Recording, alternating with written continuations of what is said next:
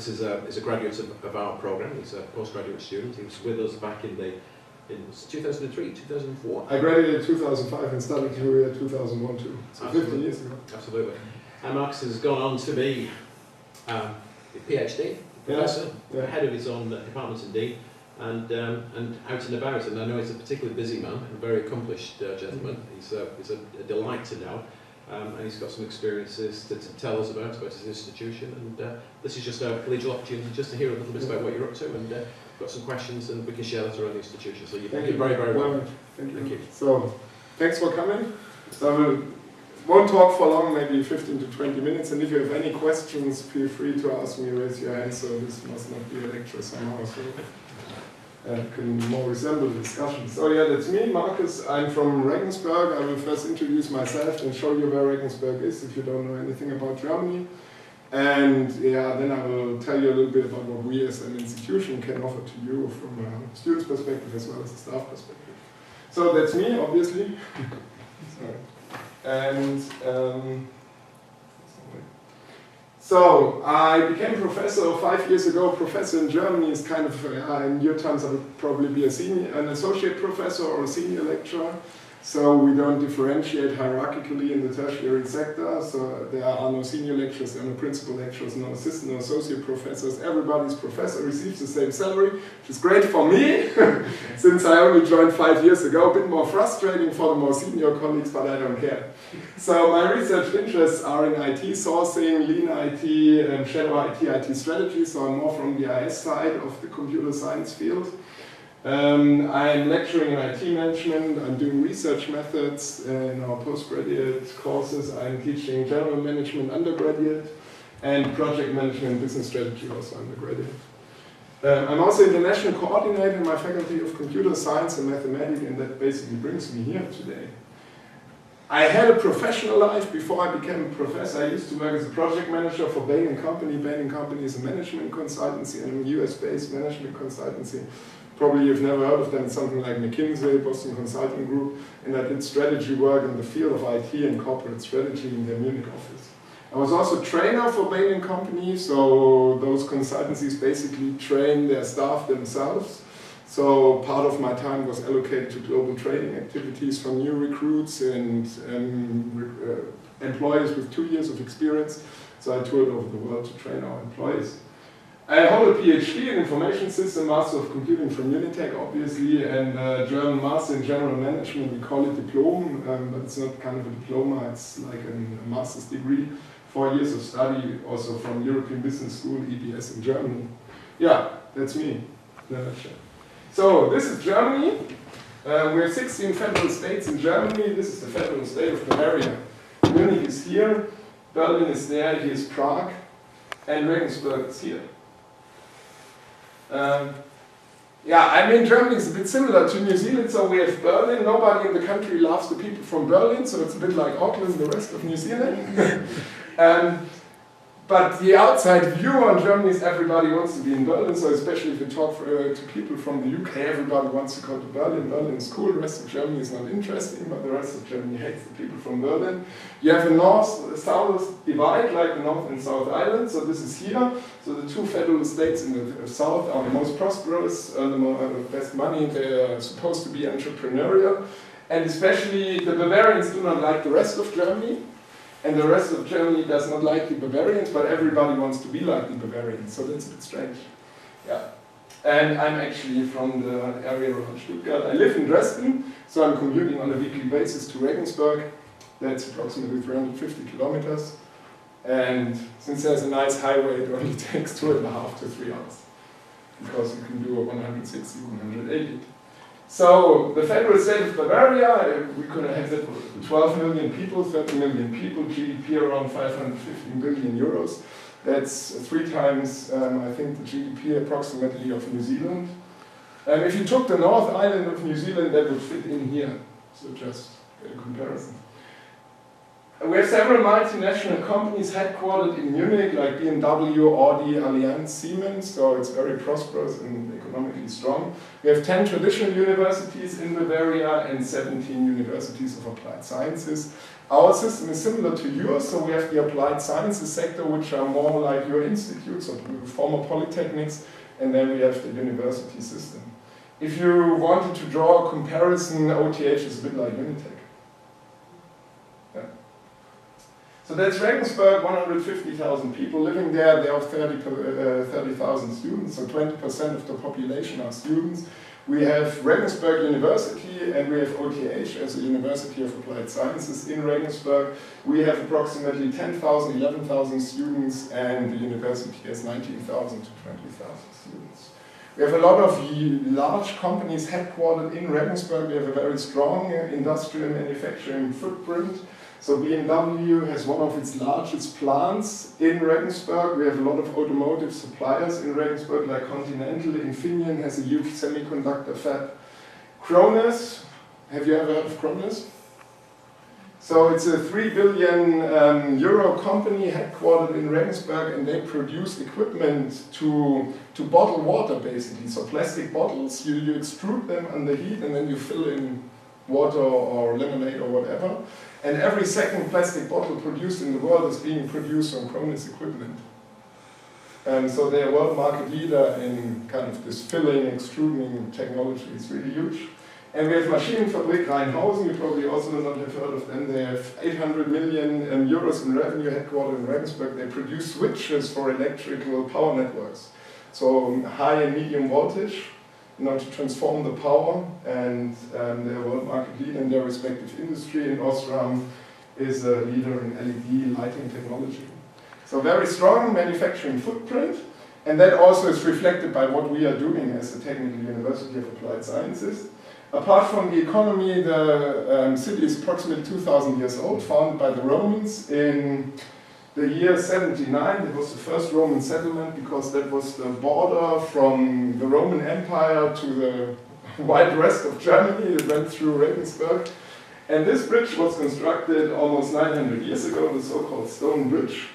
And we are a UNESCO World Heritage Site, and Regensburg is actually lucky because it wasn't destroyed in World War II. So the inner city center is still in its medieval station. It's really nice to be there. Truly wonderful. And that's the river Danube flowing to the Black Sea. Okay, that's OTH. We were founded 150 years ago. We became a polytechnic in 1959, a University of Applied Sciences in 79, and then Technical University of Applied Sciences 3 years ago, which was primarily a rebranding, to be honest, and some money was involved. What do we offer? So we offer 28 bachelor degree courses, 90 master degree courses. We do not do trades, we do not do certificates or diplomas, just bachelor and master degrees. They are well regarded and are similar to what the university degrees are, so there's no difference. If you apply for a job with our master degree, you have the same chances like you would have if you came with a university degree. In IT, it's even the case that our graduates earn more than the university graduates because ours can code, basically. And university graduates usually are just theory in computer science. We have 11,000 students. We have a high dropout rate, so we have 3,400 first-year students, 1,600 graduates. So we lose a lot of students during the course of study. You do not have to pay tuition fees in Germany, that's one reason, so students just enroll and then see how it's going. And since we primarily do engineering subjects during the course of the first 2 semesters, they find out that it's probably nothing for them, mathematics, algorithms, programming 1, 2, Java, C, C++, so they drop out. If you look at those 11,000 students, so that's the total of those 11,000 students, and this graph shows you how it basically is distributed across faculties. So almost 70% of our students do technical subjects.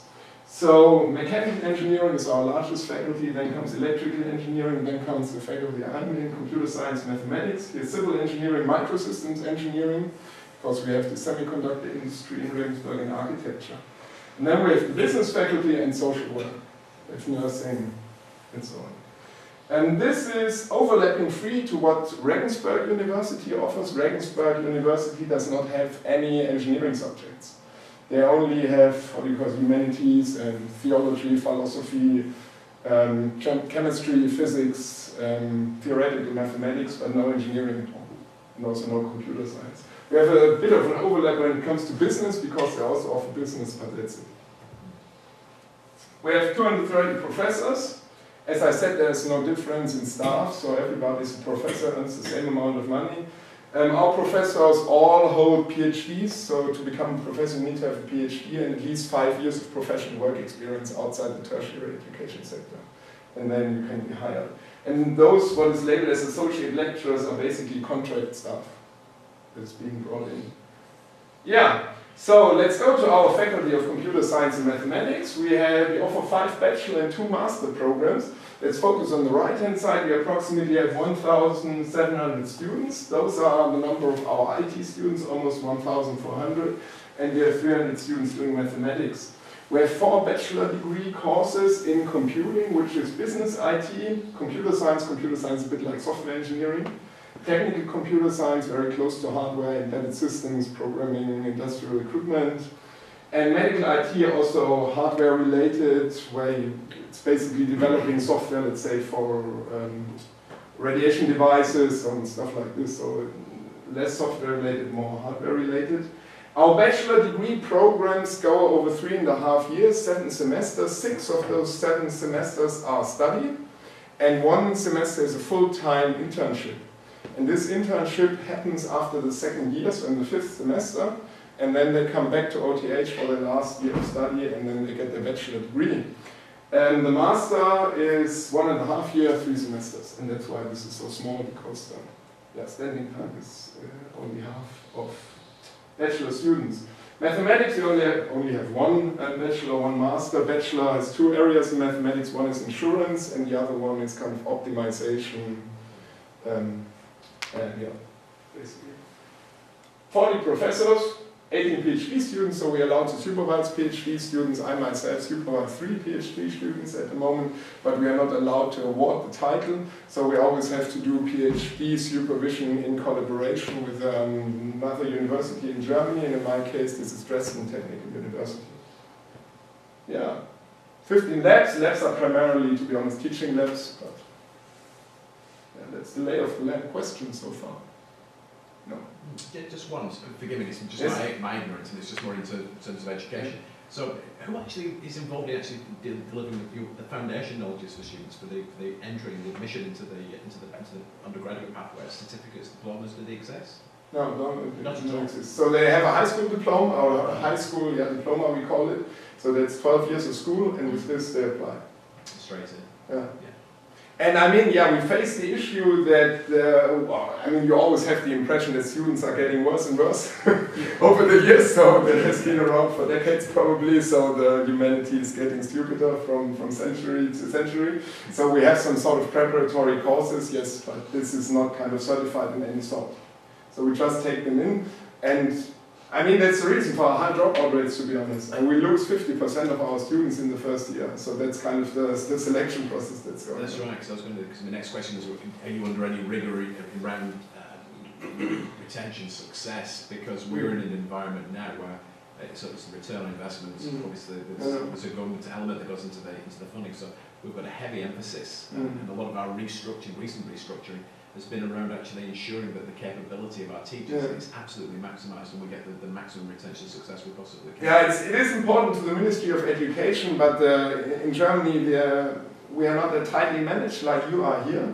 So there's a constitutional right that guarantees you freedom, liberty in research and teaching, and so the Ministry of Education does not have much power about what we do. So there is the wish, and we also have KPIs, but they more exist on paper than they are enforced, and to reduce this number. But right now we are more focusing on trying to avoid that people drop out in the 2nd and 3rd year, because that's more frustrating. If they drop out in the 3rd year, that's just because it's really a waste of time and money. If they drop out in the 1st semester or 2nd semester, it doesn't hurt us that much, to be honest. Because most of them, I mean, they enroll in the 1st semester, they do not take any exams, and then they just drop out. So also the amount of time you invest is rather limited, so that's not too bad from my perspective. But yeah. And how funding goes with it? Like, is it a fixed funding from government irrespective of whatever is the draw? You get a fixed funding, and the Ministry of Education tells you your capacity, and then you enroll to this capacity, and then you stop. And then if they drop out, then the funding is being cut? Or? No, funding stays with you. You get funding for every new enrolled student. Okay, so it doesn't matter they are successful or not so much. Okay. So is that tuition? You said that the tuition fee is free. So is that for the local students or the? Both internationals and locals. Oh, this is like communism. I mean, as long as the money flows in, I don't care. I mean, I'm a business person, but I try to understand, and they're really complex formulas to calculate capacity and the amount of money you get. Nobody understands it, or maybe only one in our university, but as long as the money is there. So in the moment, we have enough money in the state this way. So if you increase the capacity of the student, like suppose you have 100 students in one session, and then you guys want to increase the capacity to 150 students, so will it work or it comes from the government? From the government, we can't increase capacity. Okay. The government tells us how many students we can enroll, or must enroll. Just an observation, as noticed there's very high proportion of professors compared to staff. I think on this side of the world, I think we have opposite kind of situation. Is there any particular reason why there's so many professors compared to... Just tradition. So those ones, like I'm one of those. So basically you do teaching, you do research, but you also do administrative stuff. So we are obliged to contribute to administration. So let's say international coordination, that's something I'm doing. I have a colleague who's doing the schedule, the timetable, that is not being done by staff. That's just how it used to be. So we are kind of everything. So we teach, we research, but we also do administration. Yeah. Professors, that means does it include a full professor and associate professor? Does not exist. Okay, so it's an associate lecturer and then a professor. No, so you only have professors. No difference. So you and contractors. So you have professors and contractors. That's it. Absolutely. You can read my ideas. It's a binary. Yeah, it's a binary. It's crazy. And it works for our sector because we're a bit cheaper than university professors. In the university it's the same, and that really creates problems. So you have few professors in the whole university, and all the PhD students doing their research, they do not have any chance to climb the career ladder. So either you're totally lucky and get one of those chairs, age 45, or you're doomed to fail and you drive a taxi. And that's why so many PhD students or people doing their habilitation leave Germany, because we don't have this career path, and that's really a problem in the system. So, becoming a professor at a full university in Germany is it's a suicide attempt, to be honest. I wouldn't anybody recommend doing it. They introduced a junior professor track of 6 years, but the paperwork you have to do for kind of fulfilling your KPIs and junior professor. But there's no tenure track. Yeah, it probably takes you 3 years of that. And there's no tenure track, so you have no guarantee to get one of those positions. Okay. Also, I noticed that a very high proportion of students doing mathematics, which is not a very popular subject in New Zealand, I think, just by comparison. Yeah, I mean, it's only 20% of our total amount of students, but still you have got... Yeah, that's true. And applied mathematics, that's a bit special in Germany, because usually mathematics in Germany is very theoretical and very hard to study. This is applied mathematics, and they have good job prospects. But we really struggle to fill those places, to be honest. As you said, I mean, we have the same problem like you hear STEM subjects. To convince young people to do mathematics is really a tough thing. And of course it is, I think, the student who is good in mathematics, they can do everything. Yeah, that's right. That's the case, yeah. That's the case. Good. Okay. So, I pulled out the rankings where we scored best. So that's the CHE ranking in Germany. We are #1 here. We didn't used to be #1, to be honest, so we did a lot of changes to our program. So you have some sort of indicators: international orientation, study progress, mentoring by lecturers, overall study environments, and we score top in the applied sciences sector when it comes to computer science. And that's a different ranking according to Trendens, where they also form kind of an aggregated index, satisfaction and importance of specific factors, and we are here in comparison to universities as well as universities of applied sciences. Okay, so what can we offer for students? We can do academic exchange. We have a huge variety of IT and business papers being offered in English. So approximately 120 New Zealand credits per semester in IT, as well as in business a bit more. We do not raise tuition fees for students of partner universities. Yeah, we have an international office doing all this orientation, welcome service, mentoring program. We have an accommodation service ranging between 200 and 300 euros per month, which is 500 to 600 New Zealand dollars. Now prices in New Zealand have gone up, so Germany is actually cheaper to live than New Zealand. Real estate is cheaper, so there's no reason not to come. Yeah, I recently bought an apartment in Germany, and then I saw house prices here are ridiculous, if you ask me. I mean, it's really unbelievable. Yeah, it's a bubble, probably. Anyway. Definitely, I mean, yeah, no words. German language course is free of charge. We have welcome farewell parties, organized trips. Application deadlines 1st of June, 15th of December.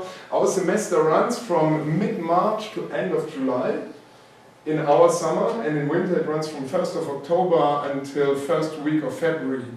This means if you are on a New Zealand semester system, for your students it would be better to come in our winter term, so come to Germany in October and stay until first week of February, immediately board the plane, come back to New Zealand and do your first semester here. Because in July we have exams, and that's, my experience, creates some issues usually. Yeah. We also offer academic internships because I realized that it's somewhat hard to convince students from Anglo-Saxon countries to make the move to Germany for several reasons: language, money, and other perceived barriers. So for partners from Anglo-Saxon countries, we created this academic internship program where we enroll the student in our internship paper. He or she works full-time. It's being paid 700 to 1,000 euros a month. So that's 1,000 New Zealand dollar to 1,800 New Zealand dollar. You work in a company in Regensburg in a working environment where you do not need to have German language knowledge, so you can work in English. That only works if you have strong IT skills, so best would be that you can program C, C++, Java quite well. We don't raise tuition fees. You can enroll in any paper, language paper or academic paper while you're working, as long as it does not interfere with your 40 hours per week work week. And it's linked to our semester times, so start mid-March or 1st of October, 18 weeks. Yeah, that's the idea, to get some exchange going back and forth. Yeah. No German language skills required.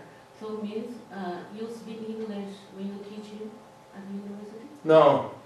Now that's for the internship. So if the intern comes and works, I mean, he or she will get an environment where he can interact with the colleagues in English. But you still use German to teach? Yeah, 95% of our papers are being taught in German, yes. Yeah. And not really, so when it comes to microsystems engineering, we have a master's degree in microsystems engineering that's being taught completely in English because microsystems industry, semiconductor industry is a global industry, and it does not